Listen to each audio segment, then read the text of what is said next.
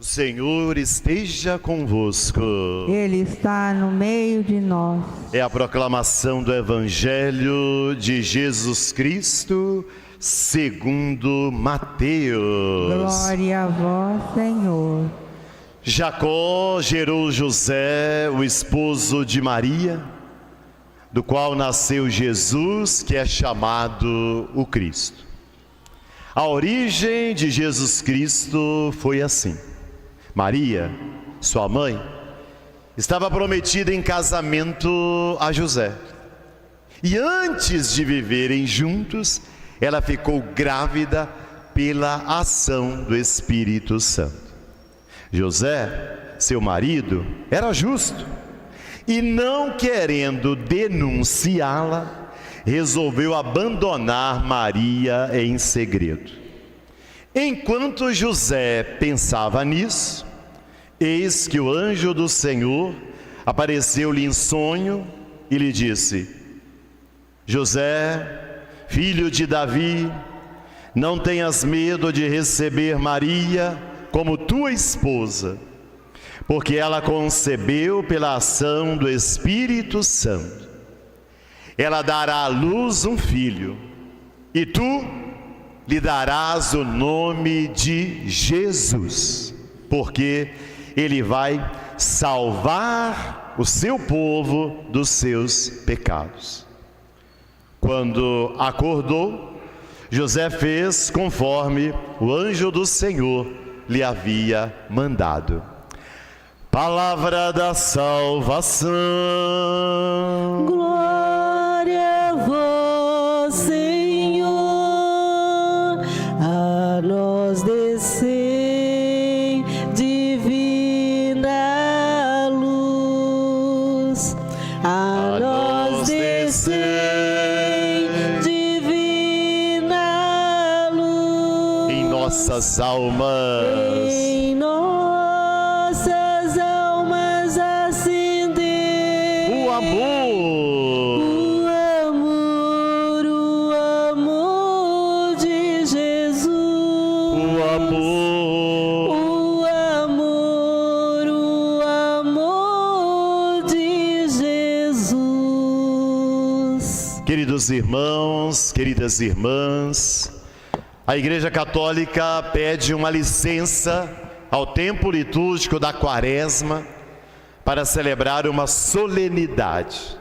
Solenidade significa uma grande festa, um grande domingo, dedicado a um santo que é marcante na história da Igreja Católica, São José. Basta dizer que são inúmeras as igrejas dedicadas a ele, e o nome mais popular que nós temos no meio dos homens é justamente José. E também algumas mulheres, Maria, José. Portanto, é um santo que marca não só a história da salvação, mas a história da humanidade. Por quê? São José, em primeiro lugar, e o título da missa de hoje é este, é esposo da bem-aventurada Virgem Maria. Nesse texto que acabamos de ouvir, José se torna esposo, assume Maria na sua casa. Portanto, ele é esposo, é aquele que está ao lado, é aquele que partilha com Maria dos desafios do sim que ambos deram. José é patrono da Igreja Católica, ou seja, foi escolhida como grande protetor, zelador, cuidador das atividades pastorais da Igreja Católica. E a palavra católica quer dizer universal, ou seja, do mundo inteiro. José é pai adotivo de Jesus, ou seja, ele não é um pai humano, não é um pai físico, mas é aquele pai que cuidou. Por isso chamar de adotivo, é aquele que educou Jesus no trabalho em Nazaré e o acompanhou no seu crescimento. São José é protetor dos trabalhadores. No dia 1º de maio teremos uma festa dedicada a ele como aquele que é protetor de todos os trabalhadores no dia do trabalho. São José é protetor das famílias, porque ele cuidou da Sagrada Família de Nazaré. E São José também padroeiro da boa morte, porque ele morreu ao lado de Maria e de José. Olha que morte mais linda! Morrer ao lado de Maria e de Jesus. Estava ali o filho, estava ali a esposa ao lado dele. Portanto, são títulos dados a São José. A pergunta numa solenidade como hoje é assim: que lições São José tem para nos ensinar? Que aprendizado nós podemos fazer com a vida de José? Porque nós aprendemos já como católicos que os santos são colocados diante de nós como modelos de santidade. E num segundo lugar, são também intercessores. Mas o primeiro sentido de celebrar um santo não é para a gente pedir coisas em primeiro lugar, é para a gente aprender a ser santo com ele. E para a gente aprender a ser santo com São José, precisamos aprender justamente que lições ele nos dá. O que da vida de José serve para o nosso seguimento de Jesus hoje, para a nossa santificação hoje, para a nossa busca de salvação hoje. O quê? E aí são várias lições. Eu escolhi algumas para partilhar com você, sobretudo a partir do texto bíblico. Vamos começar reconhecendo que José não tem uma palavra sequer na Bíblia. Nós temos uma história de José, mas não temos uma frase que ele disse, uma palavra que ele disse. Isso não significa que São José fosse mudo, não, ele falava. Mas os evangelistas não acharam interessante deixar nenhuma palavra dele escrita. Então nós temos São José, e aqui vem a primeira lição, como homem do silêncio. Não é um silêncio cheio de vazio, é um silêncio cheio de sentido. Um silêncio de quem faz da vida a sua palavra. E por isso não precisa de palavras que saem da boca para testemunhar a presença de Deus. O mundo de hoje e cada um de nós precisa muito aprender com São José e esse silêncio. Esse silêncio não significa que a gente vai ficar calado o tempo inteiro. Esse silêncio não significa que a gente não vai mais dizer nenhuma palavra daqui para frente, não. Mas esse silêncio significa que a gente precisa aprender a dizer palavras sensatas, equilibradas. Padre Zezinho tem uma música sobre isso que me chama muito a atenção, quando ele canta assim: dai-me a palavra certa, na hora certa, do jeito certo, e para a pessoa certa. É esse o silêncio que nós precisamos aprender. A palavra certa, ou seja, é aquela palavra que realmente eu devo dizer para aquela pessoa. Então não é uma palavra errada, eu não vou inventar mais coisa, eu não vou ficar trazendo coisa lá do passado, é o de hoje, é a palavra certa para ela, do jeito certo. Eu não vou dizer essa palavra de uma forma agressiva, sisuda, violenta. Ou seja, eu vou dizer de um jeito certo. E qual é o jeito certo que Jesus nos ensina de dizer uma palavra? Com amor. Toda a verdade pode ser dita com amor, mas a palavra verdade, quando ela é dita com raiva, com decepção, com ira, com ódio, ela não educa, ela não ensina, ela fere, ela machuca. Palavra certa, do jeito certo, para a pessoa certa. É essa pessoa que precisa escutar isso que eu vou dizer? Ela que é responsável por isso realmente? É dela que precisa? Ela é a culpada disso? Ou ela é que precisa escutar isso? Ou eu estou jogando nela uma cruz que não é dela? E depois a hora certa, a hora. Isso, por exemplo, no casamento é muito importante. A mulher às vezes quer falar uma coisa, o marido chegou do trabalho, está nervoso, brigou lá com o chefe dele, está angustiado. Não é hora de falar, a pessoa já está com um problema para resolver, para que eu vou jogar outro nas costas dele? Depois eu falo. Mas aquela pessoa que é muito impulsiva, imediatista, ansiosa, ela não quer saber de palavra certa, ela não quer saber de hora certa, ela não quer saber de jeito certo, ela não quer saber da pessoa certa, ela quer vomitar, é falar de qualquer maneira, porque ela olha para si mesma, é egoísta, individualista, ela não olha o outro. Esse é o silêncio que São José nos ensina. As nossas brigas nas relações humanas, grande parte das vezes é porque nós usamos mal a palavra.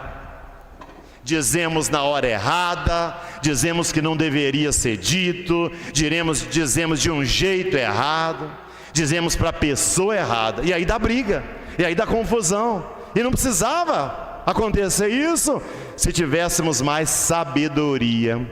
Se a gente privilegiasse mais o silêncio, pensasse mais antes de falar. E aí a gente chegaria à conclusão que muita coisa que sai da nossa boca poderia ficar guardado, não precisaria sair, pelo menos naquele momento.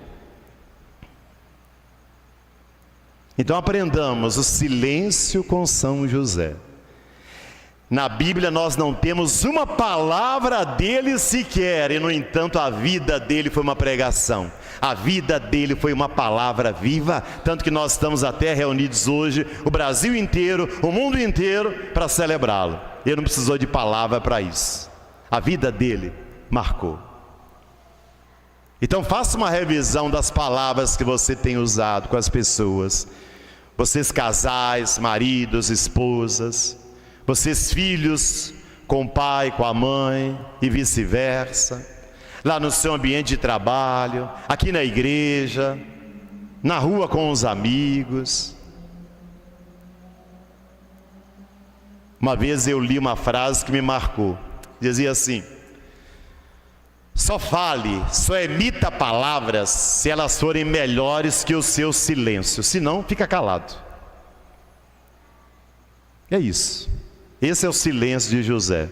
Só fale se você tiver certeza que aquilo que você vai falar é muito melhor do que você ficar calado. É melhor? Então fala. Não é melhor não? Cala a boca.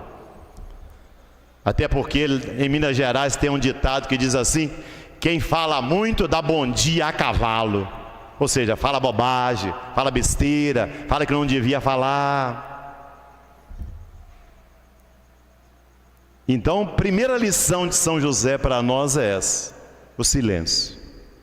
Que eu repito, não é ficar calado o tempo inteiro, é falar na hora certa, é ser pontual, é dizer aquilo que deve ser dito e não ficar gastando palavras à toa ou falando na hora errada.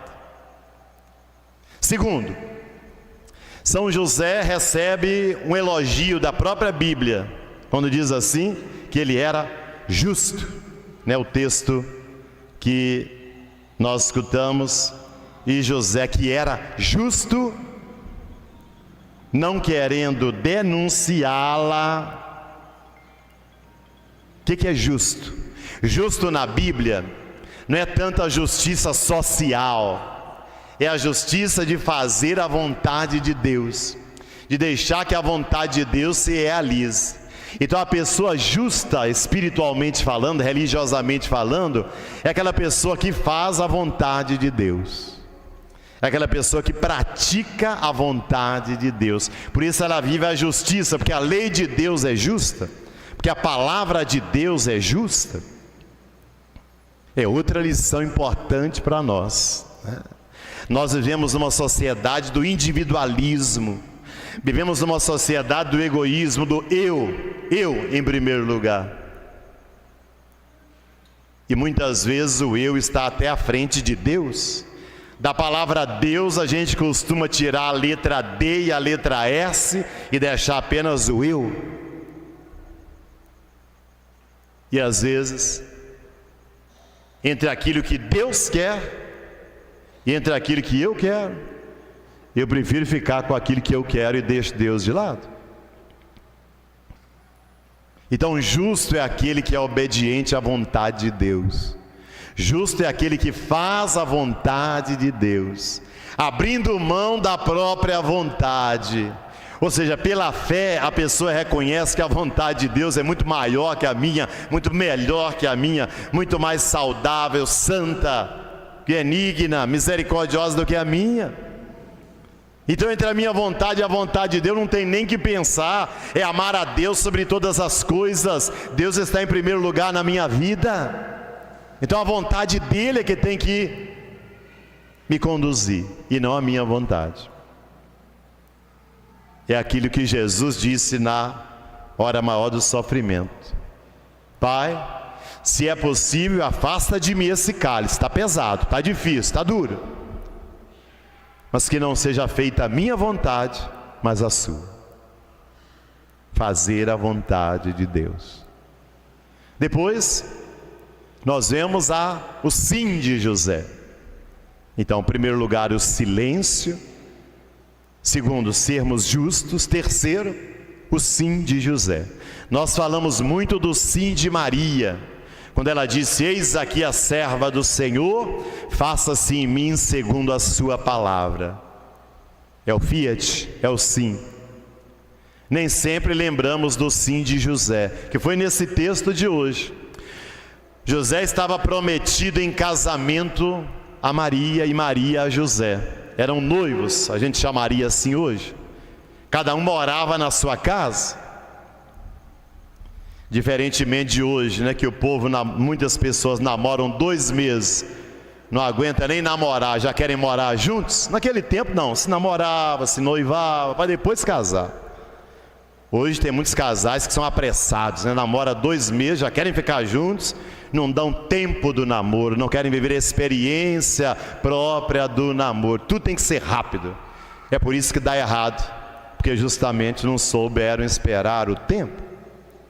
Maria e José moravam separadamente, esperando o tempo da união. Só que nesse meio tempo, Maria recebe o convite de Deus através do arcanjo Gabriel para ser mãe do Salvador. E ela diz sim. Ou seja, entre casar com José e obedecer a Deus, primeiro a Deus. Ela nem duvida disso. Deus está em primeiro lugar na vida de Maria. Quando José percebe que Maria está grávida, esse filho não é dele, naturalmente um punhado de dúvida vem na cabeça de José, e ele não tem conhecimento daquilo que estava acontecendo. A decisão dele é ir embora, porque ele poderia expor Maria diante de todos, e ela seria apedrejada na praça pública, porque é assim que se tratava a mulher adúltera.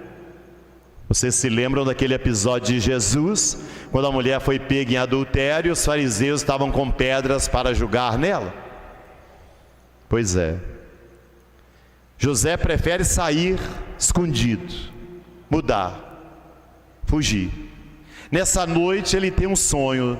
Deus aparece para ele em sonhos através de um anjo que diz: José, filho de Davi, não tenhas medo de receber Maria como tua esposa, porque ela concebeu pela ação do Espírito Santo. Ou seja, José, esse filho que ela está esperando não é de nenhum homem não, é de Deus. Foi o Espírito Santo que fecundou a vida de Maria.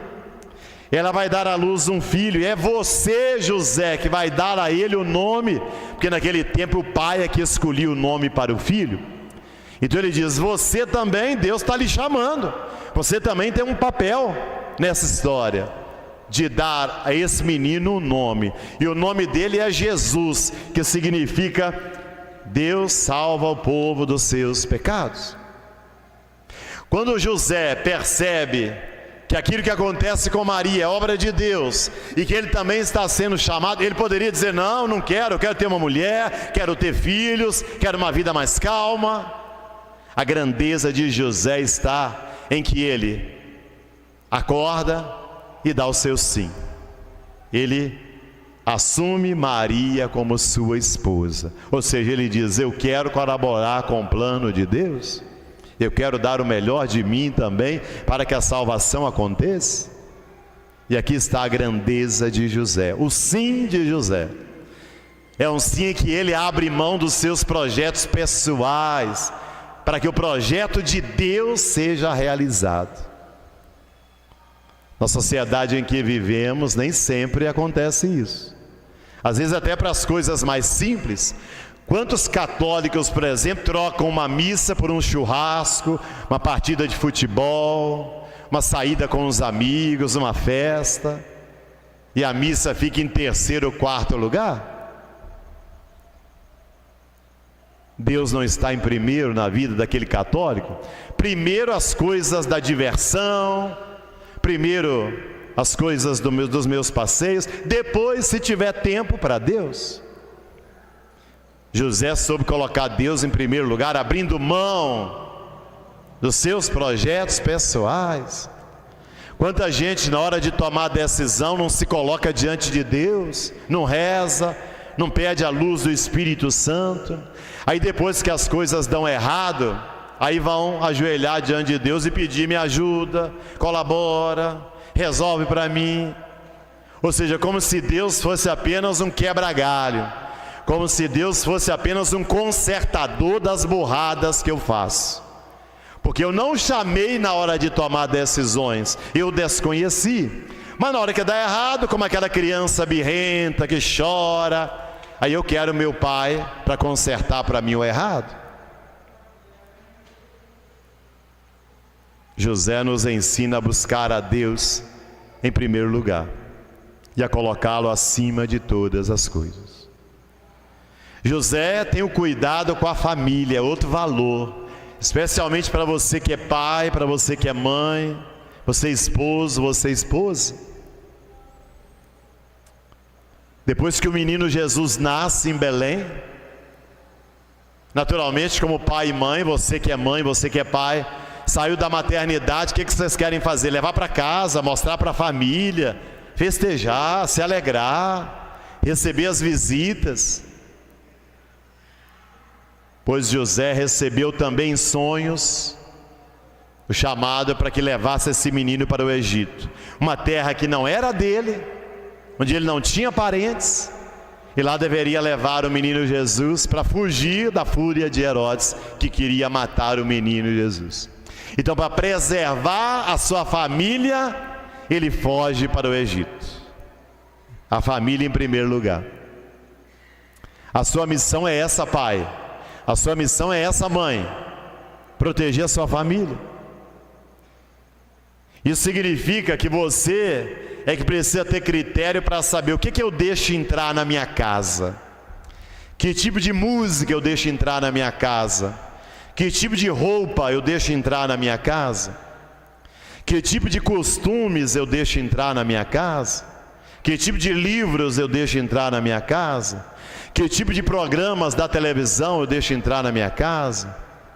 Que tipo de canais das redes sociais eu deixo entrar na minha casa? Ou a minha casa tem porta e janela aberta para qualquer coisa que o mundo quiser trazer? Eu às vezes me espanto com pais e mães que estão na igreja, rezando, celebrando a missa, comungando, mas a casa deles é uma casa totalmente aberta a tudo. Não tem critério de Deus para dizer: espera lá, essa moda não está de acordo com o que nós aprendemos de Deus, essa roupa não está de acordo com o projeto de Deus para o nosso corpo, para a nossa sexualidade, para a nossa modéstia. Então essa roupa não entra aqui na nossa casa.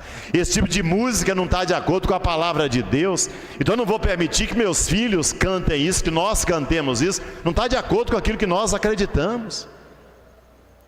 Esse tipo de dança não está de acordo com aquilo que nós acreditamos que é Deus. Então nem por brincadeira eu quero isso para a minha vida e para a vida dos meus filhos e da minha família. Esse tipo de livro, esse canal aqui do Instagram, do Facebook, não está de acordo com a nossa fé. Então, nossas janelas e portas não estão escancaradas para tudo. Há critérios, há filtros. Isso é proteger a família. Isso é proteger a sua casa. para que ali entre aquilo que são os seus valores. Mas muitos pais e muitas mães não querem ser chamados de retrógrados, moralistas, conservadores. Então, tudo que os filhos querem, deixa. Então, por exemplo, a casa é do pai e da mãe, e o filho namora. Então o filho quer levar a namorada para dormir na casa dele, do pai e da mãe. E a mãe e o pai olham isso e qual o problema? Bom, o que a nossa fé diz? É hora de viver a vida sexual já no namoro? É isso? É isso que nós acreditamos? E você, mãe católica, você, pai católico, a casa é sua, você permite isso na sua casa? Um exemplo só. Ah, Padre Nelson, mas meu filho vai me chamar de moralista, todo mundo faz isso. Minha casa não é todo mundo, meus filhos não são todo mundo. Aqui na nossa casa nós temos uma ética, uma moral, um costume. Deixa que o mundo seja o mundo. Aqui na casa nossos valores são outros. Esse é um exemplo concreto, que infelizmente muitos pais e mães católicos que vêm à missa, não aí, querem ser chamados de modernos, liberais, atuais, contemporâneos. Por que não? E abrem mão da palavra de Deus, e abrem mão da ética cristã, e abrem mão da moral cristã. São José nos ensina a proteger a nossa família com nossos valores. E por último, mas não menos importante, a fé de José.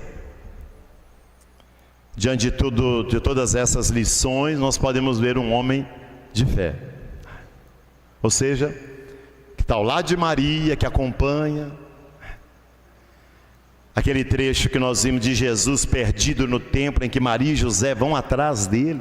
E Maria, quem diz, não sabia que seu pai e eu estávamos preocupados, angustiados à sua procura. É um José que transmite a Jesus o trabalho na carpintaria de Nazaré. É um José que transmite valores, que educa Jesus no caminho e se deixa educar por ele também. Essa é a fé de José. Portanto, ao celebrar hoje então a solenidade de São José, que aprendamos essas grandes lições que ele nos ensina. Não basta aplaudir São José se a gente não imita as virtudes dele. Não basta rezar e pedir as coisas para São José se a gente não se dispõe a imitar as virtudes dele. Que você, meu irmão, que você, minha irmã, possa aprender com ele e trazer para a sua vida aquilo que o tornou santo. Louvado seja nosso Senhor Jesus Cristo.